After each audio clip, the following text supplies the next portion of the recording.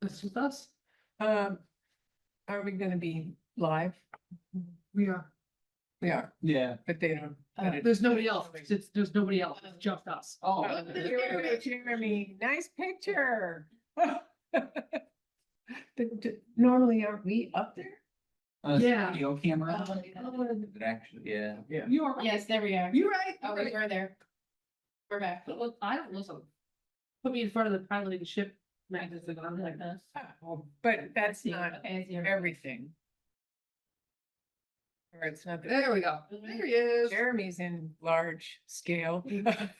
He's the only one that matters. Can you hear us? I can hear you. Can you hear me? Okay, now we can, yes, yes. But Great. Sorry to not be there in person today. It's okay. that's okay. I just would rather have him small and us big. Oh. No offense, Jeremy, but. I understand. I can picture. Kind of What it like would- Dr. Evil announcing his demands for the world. Yeah. There we go. Forward. That's cool. Well, okay, This is great. I can see you guys are all split into I know. like different little boxes. It's pretty cool. Where is this? Special. Oh, right, yeah. it's Anyway, just let's one let's call this meeting to order. Yes. Everybody's busy and they have things to do. So roll call, we have let's go around the table. Jerry Sayers, here. Sarah Bullock here. Karen Pleasant here, Matt Abbey, present. Margot Jones, chair. And, Jeremy Ebersole virtually here. right, so let's see.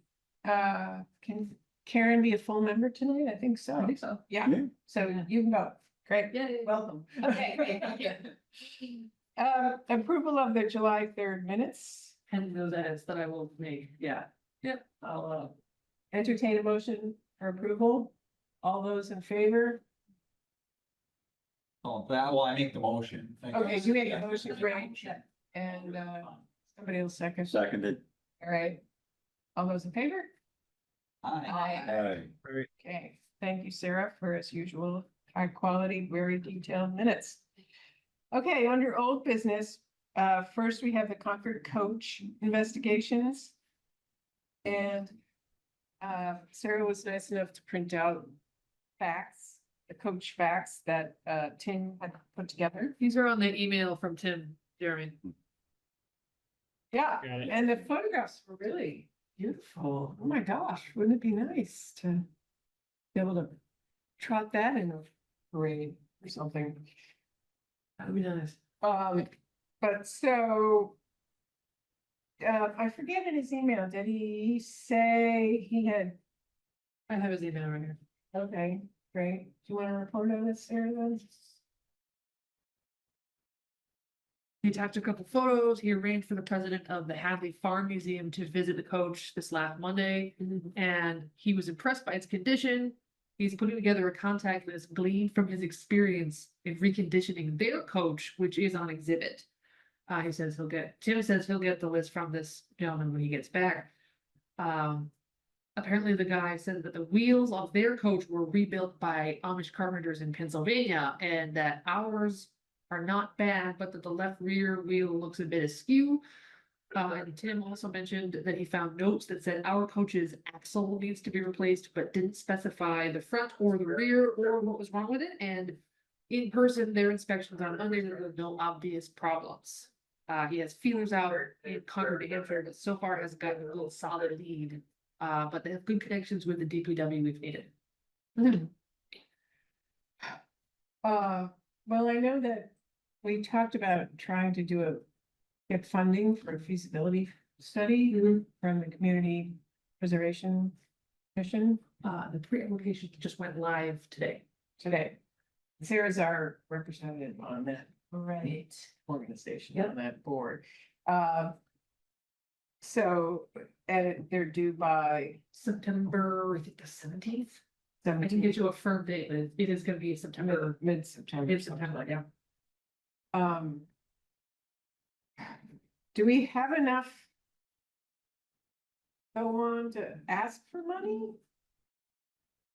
A question, Tim mentioned in the latest email. Trying to, putting up feelers in Concord. But does not mention who that is, that we should talk to there. I think he's talking to the actual Concord coach people. Yeah, because there is actually, and I put a link to it in an email that I sent, that the Abbott Downing, there's a historical society that does just that. I believe that those are the folks that Tim was in contact with. Yeah, thank you. Jerry.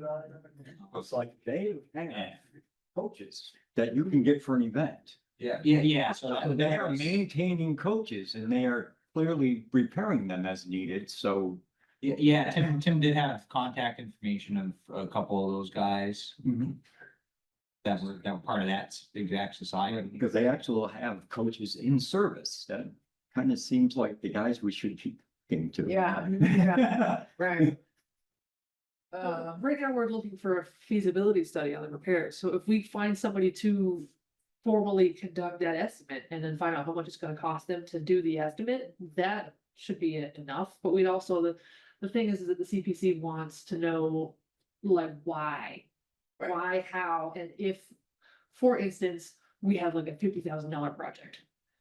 What if they'll give us 40,000? How are we gonna get the rest of, they wanna know that we have alternatives. We score higher if we have other sources of income, which could include things like limited stands and bake sales. They're not really particular on where, that's what we know. Like, we have a lot of options available to us. It doesn't have to be this big grant kind of a thing. It could just literally be like, hey, we're having a historical convention, pay $5 and smush a pie in the mayor's face or something. I don't know. Just, Yeah. it could be So something. we don't have a source of income. Correct. And, I guess, where does this fall in the priorities, within the priorities of the historical commission? Is it at the top, or is it sort of middle grade? I know that Mayor's assistant, Oh, Aaron. Aaron certainly thought it would be a feel-good kind of project. So we'd probably get the mayor's support. I agree. I don't think it's, if we can get a pre-application going and we can at least. We can see how the CPC reacts to it, and then we can always withdraw. Yeah. We can always be asked to come back another year. It doesn't hurt us to try. I was gonna say, yeah, I was about to say, like, just put an application in and see what sort of feedback they give us. So then, if it doesn't get through, then we have the feedback to make the next application better. So then we can be prepared. Then we will also have time before the next meeting to get our ducks in a row, finalize our application together as a group, and then submit it to the CPC. So we have another month. Yeah. To really make a plan. We could also call an executive session and just be like, hey, you guys, I wanna, that's entirely the realm of possibility, but that's if we can't figure out, who, which avenue is best, I would assume. Right. I mean, are we asking for a consultant to give us? I think we are doing a feasibility study whereby we get some experts to tell us how much it would cost. Right, and so. That's exactly what needs to be done. That's like SEMA. We could be asking for their rate to do that. Yeah. To come out and do the study. Right. And also somehow we have to figure out where it's gonna go. That's the harder question. Well, how much it's going to cost in repairs could help us decide where it's gonna go, because if the damage is extensive and it's gonna cost a bunch of money, then obviously having a home for it falls higher on our list of priorities, because if the damage is only gonna become more extensive as far as dollar value. If time goes on, it's allowed to deteriorate. So if it's not that bad, then we can kind of kick the can a little bit on when you pull the trigger on finding a new home for it. But we could put that in the scope. Yes. But Yes. it's also the question of, are we hoping to restore it for preservation or for use? If we're gonna hermetically seal it, that's one thing. If we're going to just need a garage base somewhere, that's a different thing. Right. I think So I think we need to have a clear goal, and that's what I would like. It's Yeah. gorgeous thing. It should get use. Yeah. Bird to tip. And mothballing it isn't doing anybody any favors. And Sarah, that, it sounds like it sort of goes to your question,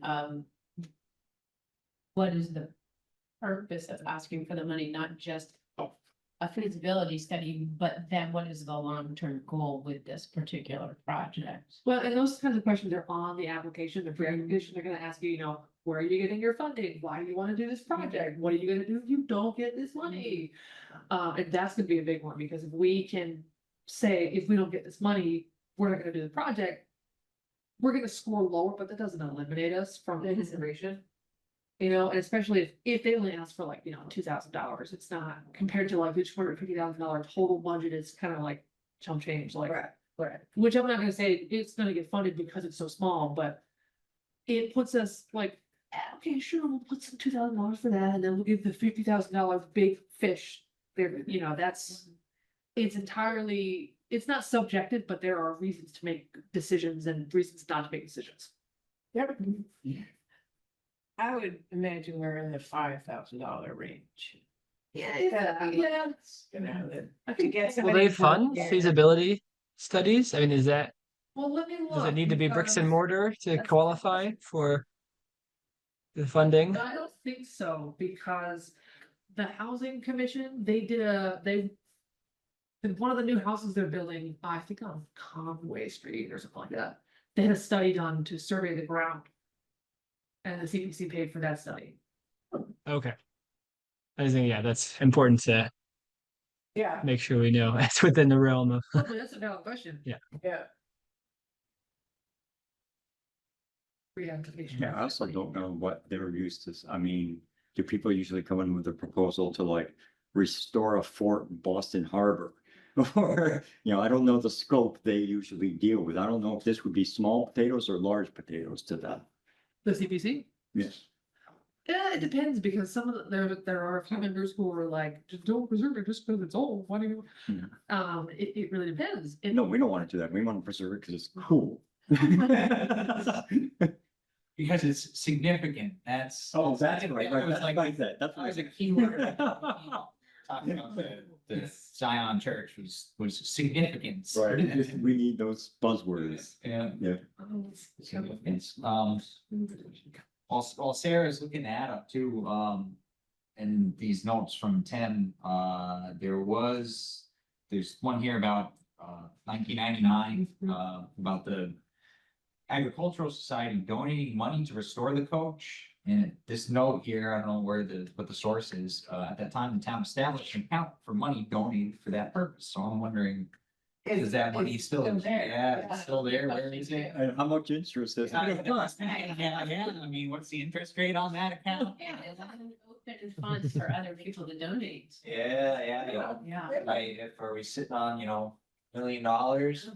Because there was, you know, Kind of doubt it. got invested in the S&P 500 and they bought low and sold high, or what, you know? The town established an account, so. Oh, it's like, Yeah, but no further mention after that of anyone spending that money. Yeah, so I think we need a subgroup to sorry. let's do this. And who wants to volunteer? I mean, I think 2 or 3 people could find out the best consultant, come up with a fee, and put a little proposal together. Well, we had already done that. I usually ask you. Yeah. to do it, and then, and you and Tim. Yeah. This is Aaron. He's the gentleman with the collection of documents from the master plan in 2016, I think he said. No, this is from 2020. What did it? Spring of 24. Oh, wow. The Homeland School Yeah. drafted some proposed updates to 2 chapters of the plan. That's very cool. So, So cool. yeah, Can we finish our, Yeah, I'm so sorry. and then, do we have him on the agenda? No. No, No. this all happened last night. Very Okay, spur moment. right. Let's just finish this one little thing that we're talking about, and then we'll Yeah. let you. We're like five minutes. in. Right. Can we volunteer Tim? Absolutely. I think he's volunteering. Have a seat, have a seat. Were you not at the last meeting or the one before that? The one before it was. That was the meeting when we sat down and said, okay, I'll be on this committee. Okay.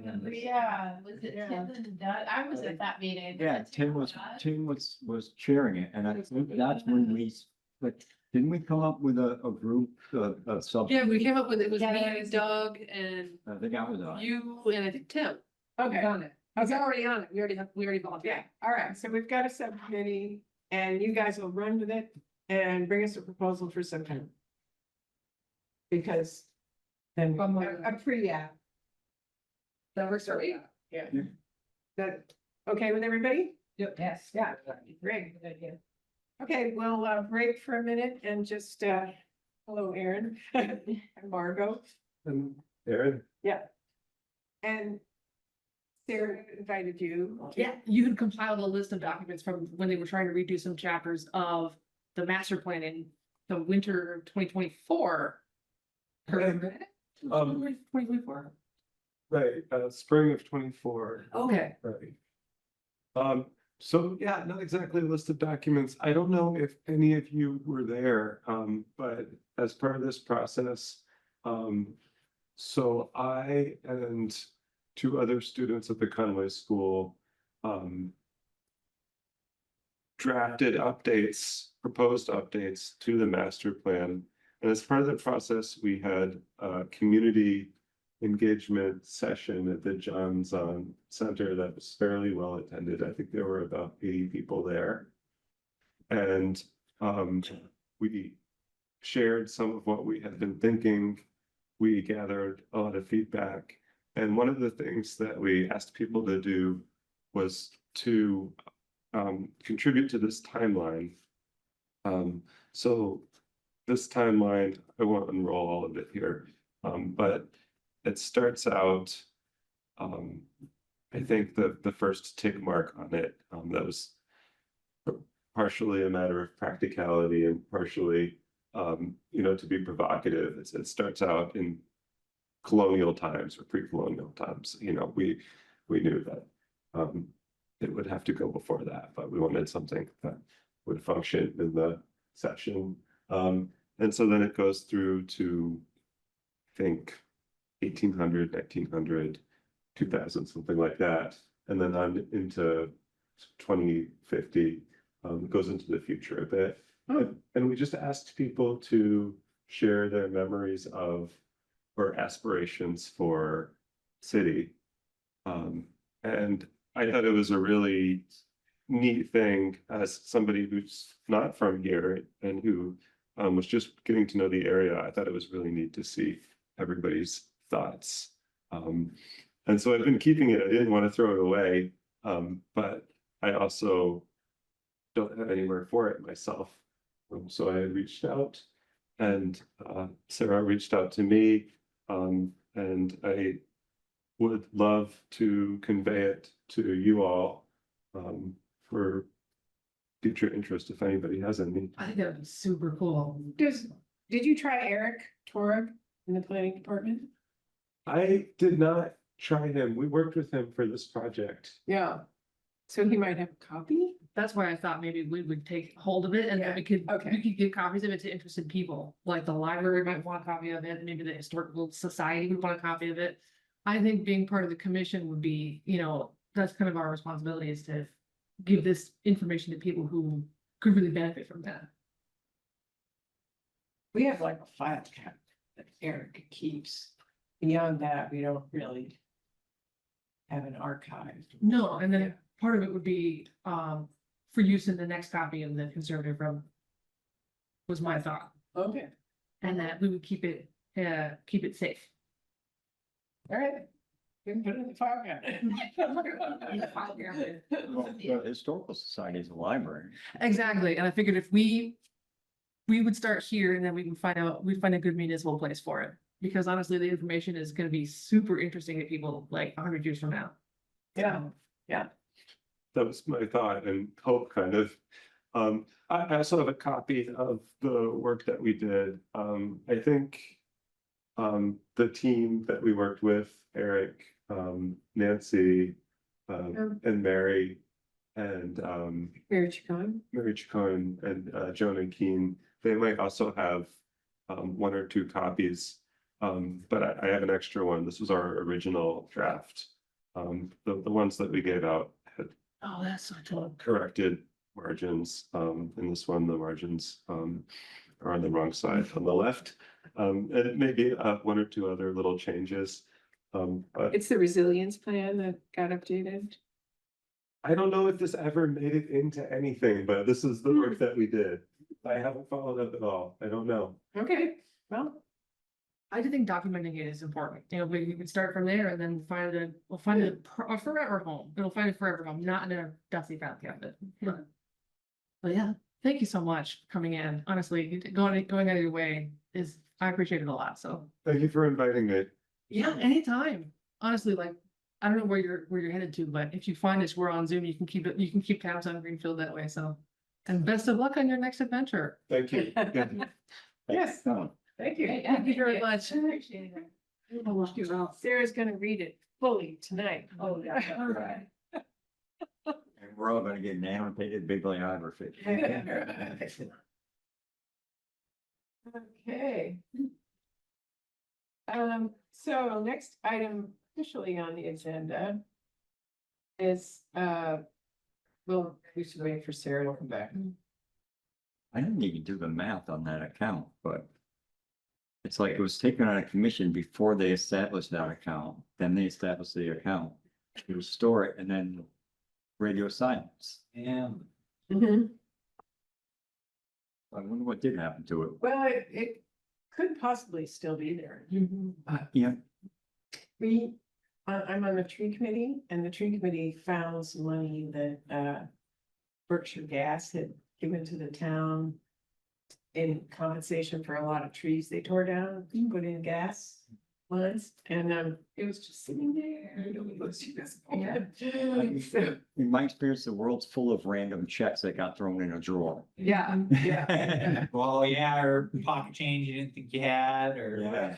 finding freaking dollar bills all over the place. Okay. Well, while we're waiting for Sarah to come back, demolition delay ordinance update. Has anything been done, Jeremy? No, I feel bad that that continues to be my answer every time. It may or may not be worth. It's not dead. It is still in my mind, and we've started to do. But I've just been so busy, and I have now taken on a little extra paid work for the fall. So When does that start? I'm working for we're doing some work with the Vermont Tree Fruit Growers Association on the side for the fall, doing some communication stuff. And then, well, potentially I'll be on if folks don't know, I'm running for Board of Assessors, and that would, if I'm elected, would start in January. So anyway, it's not, I don't think I will get much progress on the demolition delay until towards the end of the year. If then, so it is still on my mind. I still think it's a valuable thing to do. I just know that there's no way I'm going to be able to carve out the time personally until at least November to do anything with it. Yeah. And I'm sorry, I know we started it months and months ago. Well, and then there's some other developments statewide, aren't there?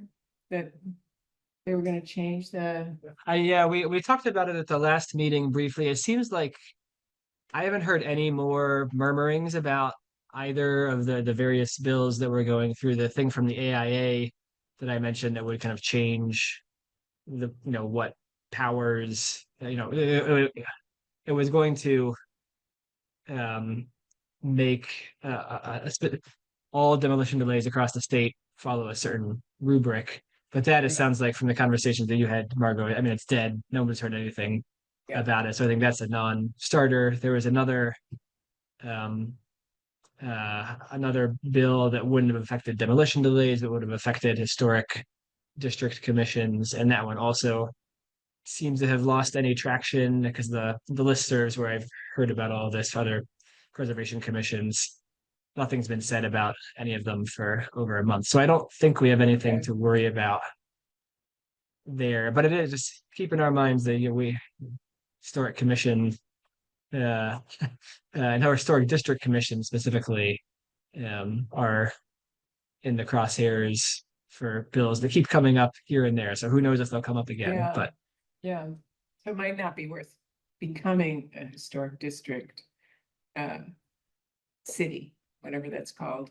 If yeah, I mean, the as of power's now, gonna it be seems taken like away.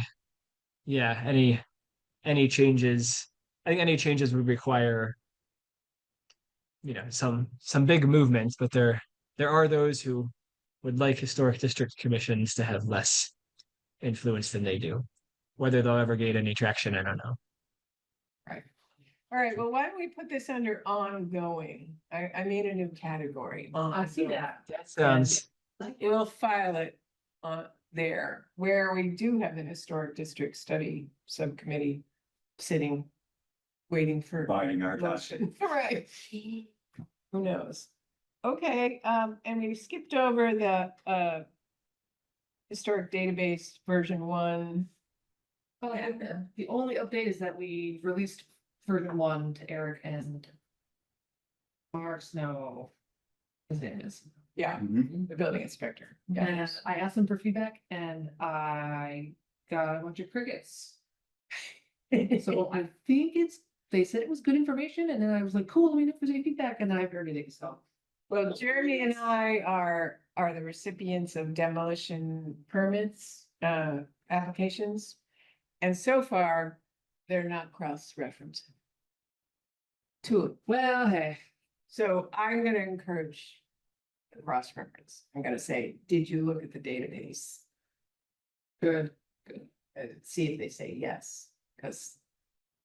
Anyway, but so far I'm not sure it's gotten traction, so we'll see. Yeah, I wouldn't jump to anything. I mean, my limited exposure to that office over there, which is as a guy who owns a house and just finished building a new bathroom for my wife. is They are a wonderful group of people who are conscientious and easy to work with and everything, but swamped. Yeah, right. Yep, they are. Right, okay, Oh, but at least they've got it, yes. and if there are any questions, they should contact you. Yes, yep. And maybe you could, have you given Mark a demonstration of how to use it? No, but nobody's reached out to me. Nobody's what? Nobody's reached out to me. Yeah, I assume that if they had questions, they would have asked, but I could. because there's I a can- column for property card. I can, right? yes, yep. And address. Mhm. So it should be pretty obvious. But maybe But it's not. maybe we should, I'll send an email out and just double check with them. Okay, great. All right, well, that's that. And again, thank you, Sarah, for putting that together. Yeoman effort. The date is September 17th for the CPC, by the way. I just pulled it. Okay, yeah, so, and our September meeting is. See, That's Labor Day. Yeah. I've been working. Labor Day is the 1st, I believe. Isn't it? Yeah, that's Labor Day. Mhm. Yep. So the 4th, so we can either have a proposal to submit or not. Or not.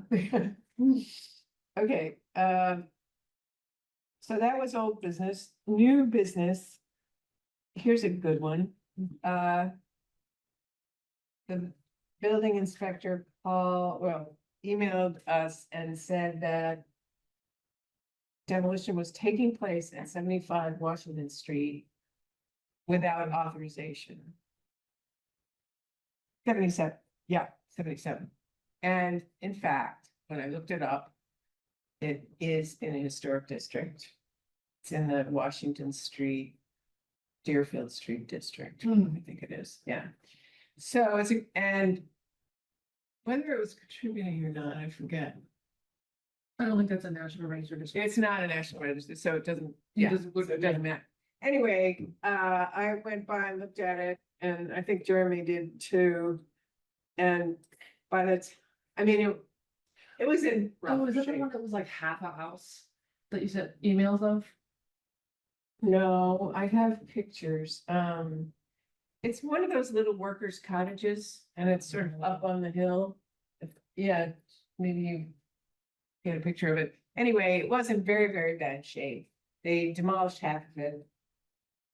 We would have had to say, put it back together. And that would have been unlikely to be done, but, I noticed no further work's gone on there, so there is a penalty for what they did. I don't know what it is, but that was not following legal procedures, so that's too bad. I mean, Jeremy, do you want to add anything? Or subtract? I don't think so. Yeah, as you said, I mean, they didn't follow the rules. The building, they knew they didn't follow the rules. I think if it was a building that there was some indication that there was some special significance to it, you know, there could have been further action, but it just, you know, we don't want to create a world, of course, where you can just break the rules and then skirt the whole process and get slapped with a couple $100 or whatever. But and there's really, if it had come to us, I think we would have, you know, we would have allowed the demolition anyway for this particular building. So it's just, you know, it happens. I know in the world too often, you know, people don't know they need a permit to demolish things, or they do and they don't care. Yeah. It's hard to mean, know. Usually they do know they need a It's permit. usually a conscious decision that we're gonna go ahead and do it, and if necessary, pay a fine. Yeah. However, I know that it's unclear exactly what our powers are, but I asked Mark if he had you know, what were they gonna replace it with? Right. And that felt to me like part of our purview. If there is a historic district and they're gonna do a demolition, then we ought to be able to comment on whether what they replace it with is appropriate or not. And it's been radio silence on that matter. So I think I'll pursue it a little more. But again, this is one where I know you have trouble in Washington Street. The Deerfield Street area is, it's a lot of that data is bad data. Some of the Yeah. buildings that say that they exist don't exist. So that whole area is rife with errors. Mhm. It's gonna take some digging to get through that. But it was on Macris. So Yes. yeah, I mean, the address was on Macris as part of the historic district, but there was no Yes. single property form for it. So, do you know what Macris is? I do. Okay, Yep, I've looked at it. yeah. We're very lucky to live in a state that's Mm-hmm. that well organized. Anyway, so there's nothing, I don't think we need to take a vote on any of this. This is just for information. But we did allow the demolition sadly, but we also want to comment on what's going to be replaced. Well, and that's also a different ballgame, you know, like they will often make the conscious decision and just go ahead and trash something and pay whatever fine comes up. But to make the next decision and say, I'm gonna build whatever I feel like, then you're looking at ongoing fines that recur. And people aren't quick to make that decision. So. It But would be we nice. we actually technically have no review power Right. for new construction. At least I don't think we do. Right. I wish we did, but that's what we would have if we were a local historic district. We're just, right. Right. Right, And yeah, if that were a local historic district, which it wouldn't have been. I mean, it's a consistent historic district of workers' housing. But it doesn't elevate itself to a national register right. significance. I mean, I'd like to think though, on some level that we can at least say like, you know, yeah, you demolished it when you shouldn't have, and we didn't say anything then. So now we'd like to have a conversation. Yeah, I could, right, part of the deal. But it also just makes it, at least we're coming across as negotiating in good faith. That's how we're approaching it. Whether or not they are is a different thing. Mm, I would say, you know, we're willing to work this out. We're willing to, you know, negotiate here, but you know, it's a vain hope that that people will be reasonable. right.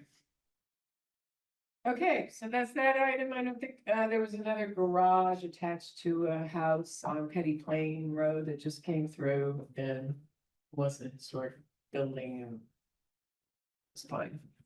Yeah. So that's what's going on in the demolition requests. And then the next order of business and under new business is regarding a conservative rebel. So. I've been digitizing the conservative rebel.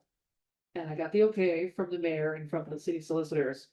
To sell the digital copies. And the historical commission can use the revenue. So, once I publish those. The finance guy was gonna be here. To basically give us the rundown on how, but I don't think that he remembered today. So we will find out more about how we're gonna be able to do that, but then hopefully we can put out like a press release or. Something in the paper, and then we can garner some interest and have a little bit of spending money for like printing documents and some small chunk change stuff, maybe some signs. Like a strongly worded, you should have demolished this sign when, yeah. But I don't expect it to be a lot of income, but the fact that we'll have an account and we can bring in income on our own is significant enough, but. And the finance director said we could do that. Correct, yeah. Okay, yeah, and then, well, just like in my mind, maybe not just this document, but that just opens kind of opens the door to, just to know that we can raise revenue Yeah, and have actually have something that the historical commission can. obviously we'll have to like run it by the city, like. Yeah, there will be a process or whatever, but it's good to know, because then, now in the future, that'll be useful for things like. Hey, funding a feasibility study for. Right. Right, so we have multiple things that Or whatever, yeah, whatever other historic preservation we choose to kind of put money towards. Or even things like, when I was looking at the carriages, I came across somewhere up in New Hampshire that have this nice little book. On the coaches, so like $5 and like $10 shipping. Well, we should sell merch. I'll probably get one anyway, because I'm the kind of person who wants a book like that. Yeah. But Well, part of the reason I did it was because you go on eBay or like AbeBooks or Amazon. You can get physical copies, but they're at least $50 to $200 depending, and the older that they get, it's gonna deteriorate, and the library's got like 5 copies. But again, the handling of those books, it's gonna deteriorate over time, and this. I'm gonna have a digital, like a PDF, a searchable PDF with chapters and everything like that, but also an EPUB version, which will be good for e-readers, Kindles, things like that. So people who, have disabilities and need, assisted reading devices and that kind of stuff will have access to it. And it'll be searchable on PDFs. People can take notes and that kind of thing. That was, for me, it was the accessibility. And so in addition to selling it on our website, on the city's page, we're also gonna be giving a copy of each of those versions to the library to issue out as they please. So that. Yeah, so they'll get a free copy. They'll get a free copy so that they can check it out like a regular book if they wanted to. Right. And then we'll sell digital copies. I don't even know how we're gonna price it. Yeah. But I had initially thought maybe like each of them would be like $10 and then like a bundle would be like 15. But that's because they're old books published in the 80s by the city. It's not like there's a third, like, I don't really know who's gonna set that, but that was my thought. But yeah, by and large, that's been the project that I've been kind of working on for the last couple of weeks to try and make sure that happened, and I've been keeping it a secret from everybody except for Marco. So. I think you ought to have a conversation with the librarian. I did. You did? I did. Oh, Anna's on board. Anna's on board. Anna's on board. They'll have what they want and we're free to Everything's good. be capitalistic about it. Yeah. Okay. Great. should we, give like a free copy to the Historical Society, to the Industrial Heritage guys? Well, the Industrial Heritage guys, I'm gonna give copies because I used their equipment to get the scans of the book. Oh, Okay, so you, just so I can catch up here, you had a physical copy of the book. Yeah. That has now been digitized. Yep. Got it. Thank you. And so I've got all the scans. because it's out of print. Yeah, I'm looking at that now. Yeah, and you can't buy new ones. Okay. And then, not only that, but I think if the city were to go ahead, we could work with the copycat printer, whoever like local that they choose. to get physical copies remade at a specialty purchase, like that's always something that we could do too, like Has it, maybe 50th anniversary or like whatever, has it been digitized or scanned? both. So guys, I'm working on, I haven't quite finished both versions of it yet, but I'm turning the scans, running them through the reader and going through it and correcting all the mistakes, and we're gonna double, OFC. I'm gonna take the OFC and then turn that into an EPUB, and I'm gonna go through and, comment, this picture shows blah, blah, blah, blah, blah, because that was somebody who is, CR, sorry. yeah. And, well, that way, whoever, if somebody needs to see it or they're listening to it, they can, oh, this picture shows the street in 1887 after a snowstorm, and they don't have to look at the page or see it. It's gonna be more accessible to people who, maybe have kids or like don't have time to sit down and read a whole book like me because I have a 50-pound pit bull in my lap at all times and doing things at home is impossible. That was for me, I started doing it because it was more accessible to me to have it digitally than to have it physically in person. And I was like, you know what, we should just do this for everyone. And figuring if the historical commission can have that tiny source of funding, even if it just peaks and kind of fiddles out, it'll give us enough money to put a little bit back into the community through historic preservation, maybe like acquiring paperwork or like making signs and being like, hey, this is a historic downtown, like we could do whatever we want with it. And obviously that's something to a vote, but we have a little bit of money that we can do stuff with, was my thought. Jeremy, you have a question? Maybe I missed it. Was the city the publisher? Who's the publisher It was published by the city by this? Okay, got it. Okay. in 1982, Then- yep, so that's why I ended up having to Okay. go through the city solicitor to get the okay, to Okay, even perfect. digitize Very good. Yeah, yeah. That's what I was thinking, but I missed that part. Got it. That makes And sense. that's why it didn't get republished. And at $50 a pop, Like minimum, yeah, that would indicate there's a market for this book. yeah, and the Yeah. more copies end up in private collections, the harder it is to find actual physical copies, there's a lot of them in like, well, there's a lot of it that I find in the States that the one I have is, like, Dear Richard, with love, mother, that kind of stuff. It literally says with love, mother, and I was like, mother? It was for your 64th birthday. I'm like, he was 64 in 1982 when this was published. Oh, So, really? yes, yeah, and so like this was a gift from his mother dash mother. I'm like, oh no, all right, and what kind of relationship you guys have, but that's with love, mother. Okay. Okay, Um, but that's not the version you digitized. I would have removed anything from it like that, but I will also be including a page that references, this was digitized 2025 by the Historical Commission, on behalf of the city and, using equipment from the Industrial Heritage Museum, making sure everyone kind of gets their credit where it's due. And so, Including you. oh, well, I'm including myself in the commission, because it's the thing is, it's like, if we're gonna be, we would be the arm of the city to handle that kind of information because it's a municipal book, Yeah. done by the municipal wing when they had money back in the day to publish studies like this. The author, actually, if anybody's interested, is still alive. He teaches, I think he's a professor emeritus at Amherst College of Poetry. Oh. So, Really? I believe so. I think he's still alive. But he's taught poetry. He teaches poetry, history. He teaches poetry. What's his name again? Paul Jenkins. Jenkins. He's an author. He's not a historian. Right.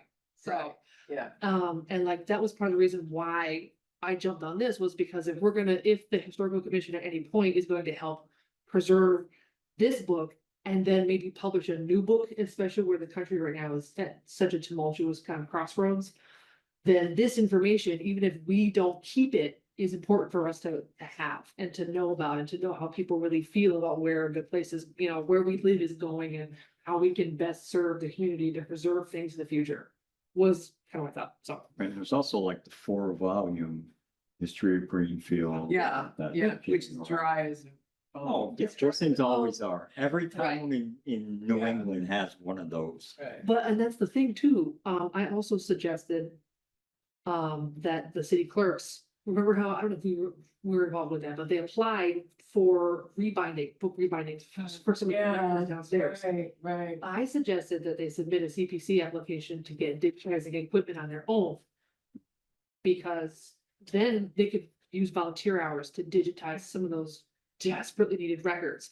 Yeah. And then we could use revenue from books like that if they're city owned, and we could publish those. And this all stems from like one of the things that I see the historical commission is responsible for is education. And we've kind of been a reactionary body up until. And we've kind of been a reactionary body. And, you know, this I think will help us kind of gain a new audience, and especially where, like I said before, we're at kind of this crossroads that I think personally understanding where we've been really will help us, even just the, you know, the few of us that are in the room here, to really enable the thought process of preservation versus, you know, do we want to fight for this? Why do we want to fight for that? It's just gonna hopefully inform more of the populace about why we are a community together. Then we'll see. Also, the added bonus to digitizing anything is once it's digitized, it can then be searched, it can be cross-referenced, and all that is Exactly. really easy. I really don't think that conservative rebel should be a primary source, but it is. And but Right. it's a compilation of it. Anything that could be added to that body of work also is, it can be cross-referenced, it can be searched, all that, you get that huge bonus. Exactly. That's actually a really big deal.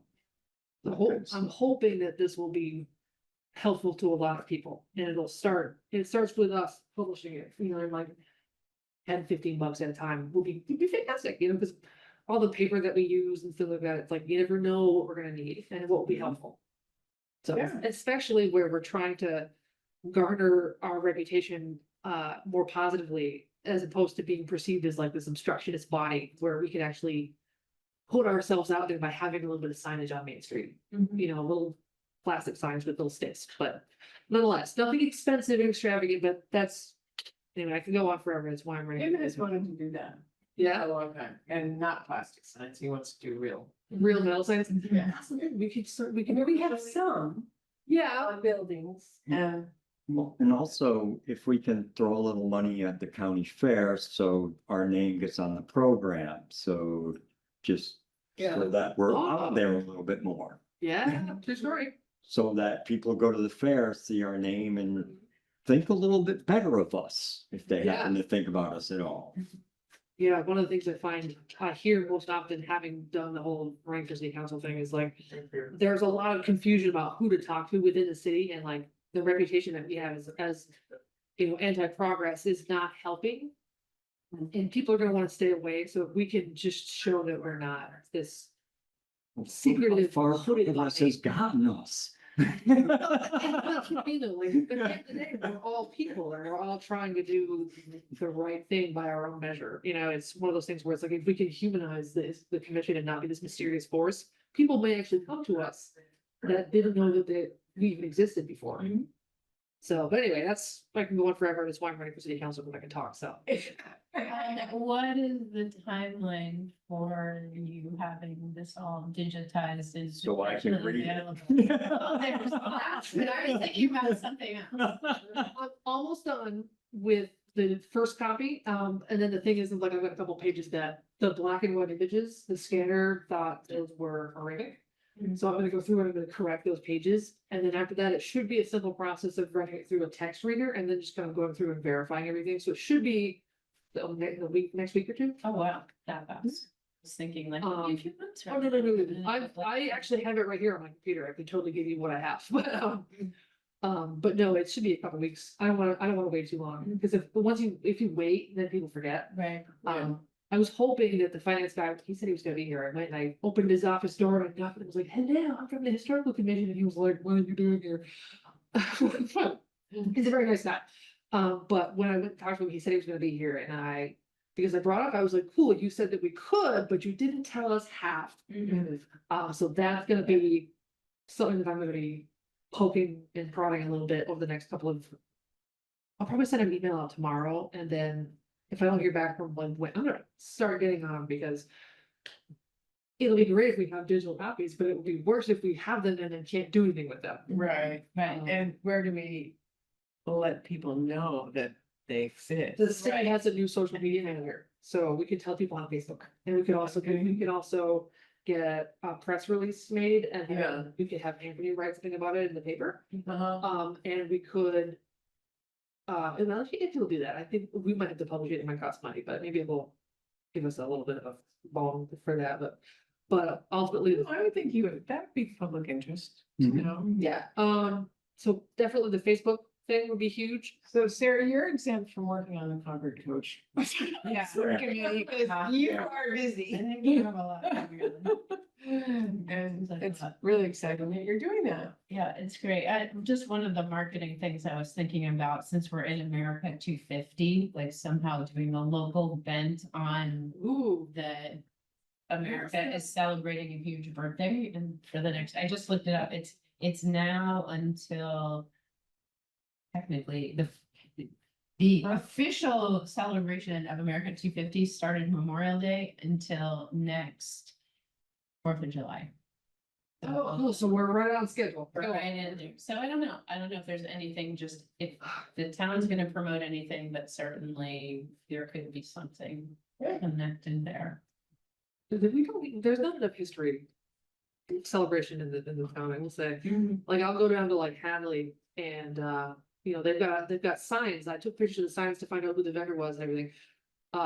This is a local historic site, blah, blah, blah, QR code, find out more here. Oh, And those things would be neat, especially if we have the macros database and the spreadsheet that we can use to sort of, that's obviously a huge, massive project that's thinking long term, but the more of our presence that we have as a municipal body, the stronger I think that we will become, and we'll have more influence, and we'll be able to protect more things and then do more things that will help the future. Whatever it looks like, how we got to that point. So anyway, Well, this sounds like an amazing start, just to have people learn more about where they live. yeah. Yeah. And the thing is like, I don't even know where to begin to have a sequel made, but it was made in 1982. And it's so funny because a lot of the things they talk about are, oh, there's economic turmoil and Greenfield.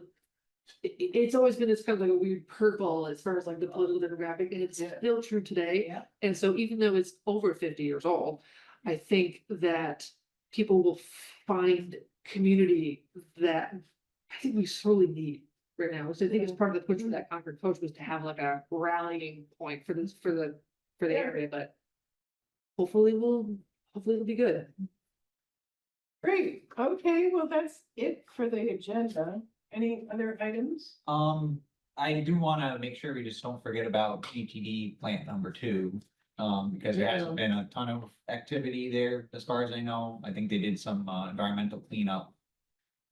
They had the auction of all the equipment that was remaining in the plant today, and pretty soon the building will be going up for sale. So we'll just want to keep an eye on whoever is purchasing that.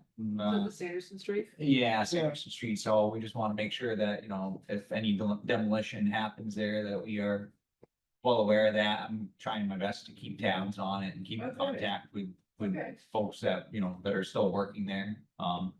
So, yeah, just, There are some people. yeah, just management at this point in time. So I just want to make sure we don't forget about that. The building itself has been pretty much ruined. Its original architecture. Yeah, I think it's still, it was an operating machine shop until April, so I think it's still value. And for sure- Historically, yes. Yeah, very much so. Yeah, even if the architecture has been slightly modified over the years, but I think that's just, I think that stands true to industrial architecture anyways. They're always tacking stuff on and modifying stuff, and one guy painting over the last guy's work, and Windows. yeah, They're but insanely interesting. yeah, but yeah, it's a very cool building, like, all those old mill buildings, kind of like a little bit of. Stratigraphic. Yeah, you kind of see, like, you can kind of see the evolution over the years, and Really neat. things walled off and doorways made, and you kind of wonder what was there before. And so, yeah, but just something, like I said, no huge developments right now as to who the future owners may be, but just want to make sure that it's not forgotten about, just in case demolition does become an option for future. Yeah. I have heard that there are several other potential RFPs coming out for not just the Sanderson Street, but I've heard that the Green River School, which I think is historic, will have an RFP, and I've heard that there's rumors going around that.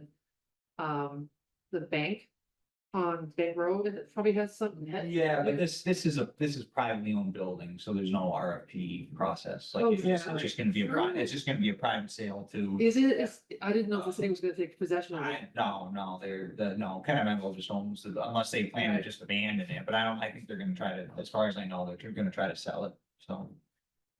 Oh, that's almost too bad. Yeah, I make a motion to adjourn. So, Yeah, make a motion to adjourn, yeah. adjourn. We have a I'll second. second. Yeah, all those in favor? Aye.